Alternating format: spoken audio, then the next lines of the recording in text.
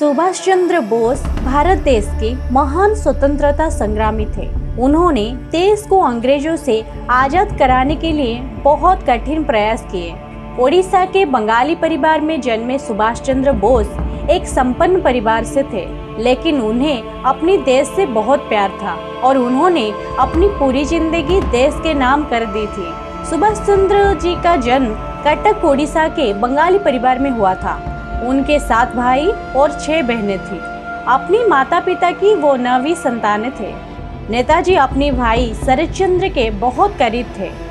उनके पिता जानकीनाथ कटक के मशहूर और सफल वकील थे, जिन्हें राय बहादुर नाम की उपाधि दी गई थी।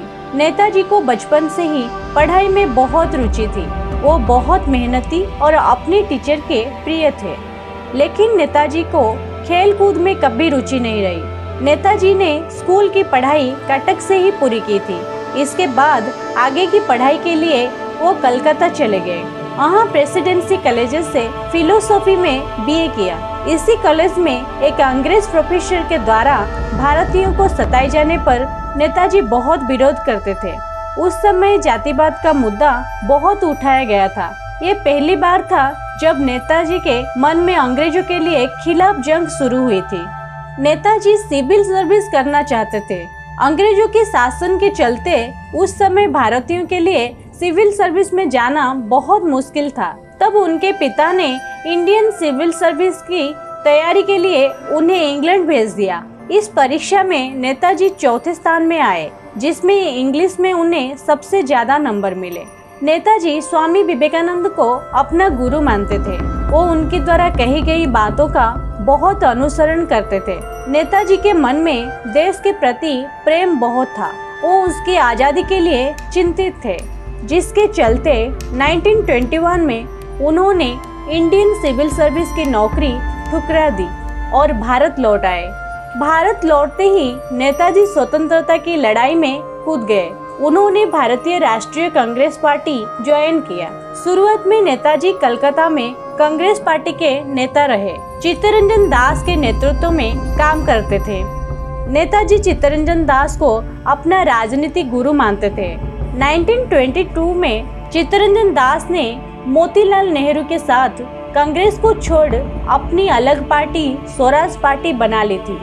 जब चित्तरंजन दास अपनी पार्टी के साथ मिल रणनीति बना रहे थे, नेताजी ने उस बीच कलकत्ता के नौजवान छात्र छात्रा और मजदूर लोगों के बीच अपनी खास जगह बना ली थी। वो जल्द से जल्द पराधीन भारत को स्वाधीन भारत के रूप में देखना चाहते थे।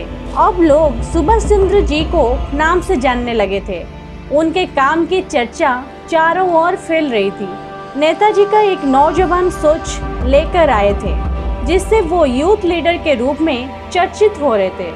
1928 में गुवाहाटी में कांग्रेस की एक बैठक के दौरान नए और पुराने मेंबर्स के बीच बातों को लेकर मतभेद उत्पन्न हुआ। नए युवा नेता किसी भी नियम पर नहीं चलना चाहते थे और स्वयं के हिसाब से चलना चाहते थे, लेकिन पुराने नेता ब्रिटिश सरकार के बनाए नियम के साथ आगे बढ़ना चाहते थे। सुभाष चंद्र और गांधी जी के विचार बिल्कुल अलग थे। नेताजी गांधी जी की अहिंसावादी विचारधारा से सहमत नहीं थे। उनकी सोच नौजवान वाली थी, जो हिंसा में भी विश्वास रखते थे। दोनों की विचारधारा अलग थी, लेकिन मकसद एक था। दोनों ही भारत देश की आजादी जल्द से जल्द चाहते थे।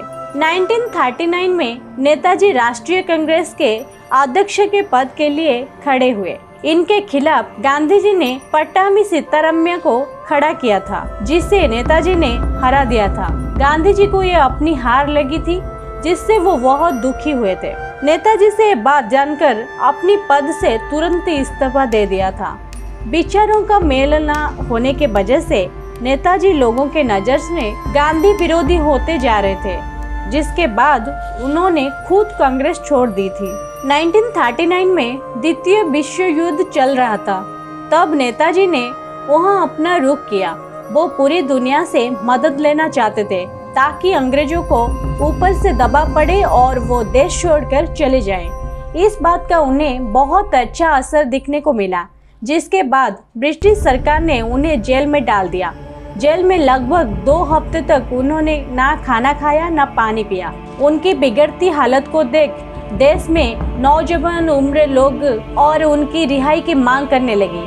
तब सरकार ने उन्हें कलकत्ता में नजरबंद कर रखा था। इस दौरान 1941 में नेताजी अपने भतीजे शिशिर की मदद ने वहां से भाग निकले। सबसे पहले वो बिहार की गोमा गए, वहां से वो पाकिस्तान के पेशावर जा पहुंचे।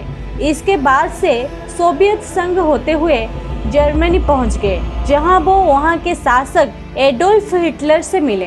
राजनीति में आने से पहले नेताजी दुनिया के बहुत से हिस्सों में घूम चुके थे। देश दुनिया की उन्हें अच्छी समझ थी। उन्हें पता था कि हिटलर और पूरा जर्मनी का दुश्मन इंग्लैंड था। ब्रिटिशों से बदला लेने के लिए उन्हें ये कूटनीति सही लगी और उन्होंने दुश्मन के दुश्मन को दोस्त बनाना उचित लगा। इस दौरान उन्होंने ऑस्ट्रेलिया की एमिली से शादी कर ली थी, जिसके साथ में बर्लिन में रहते थे। उनकी एक बेटी भी हुई, अनीता बोस। 1943 में नेताजी जर्मनी छोड़ साउथ ईस्ट एशिया मतलब जापान जा पहुंचे, जहां वो मोहन सिंह से मिले, जो उस समय आजाद हिंद फौजों में मुख्य थे।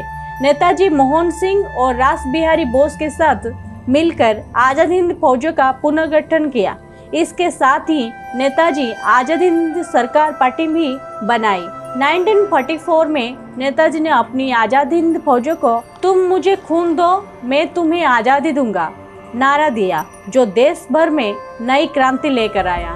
नेताजी इंग्लैंड गए, जहां वो ब्रिटिश लेबर पार्टी के अध्यक्ष और राजनीति मुखिया लोगों से मिले। जाना उन्होंने भारत की आज़ादी और उसके भविष्य के बारे में बातचीत की। ब्रिटिशों को उन्होंने बहुत हद तक भारत छोड़ने के लिए मना भी लिया था। 1945 में जापान जाते समय नेताजी का विमान ताइवान में क्रैश हो गया, लेकिन उनकी बॉडी नहीं मिली थी। कुछ समय बाद उन्हें मृत घोषित कर दिया गया था। भारत सरकार ने इस दुर्घटना पर बहुत सी जांच कमेटी भी बैठाई, लेकिन इस बात की पुष्टि आज भी नहीं हुई है। मई 1956 में शाहनवाज कमेटी नेताजी के मौत की गुत्थी सुलझाने जापान गई, लेकिन ताइवान ने कोई खास राजनीतिक रिश्ता न होने से उनकी सरकार ने मदद नहीं की।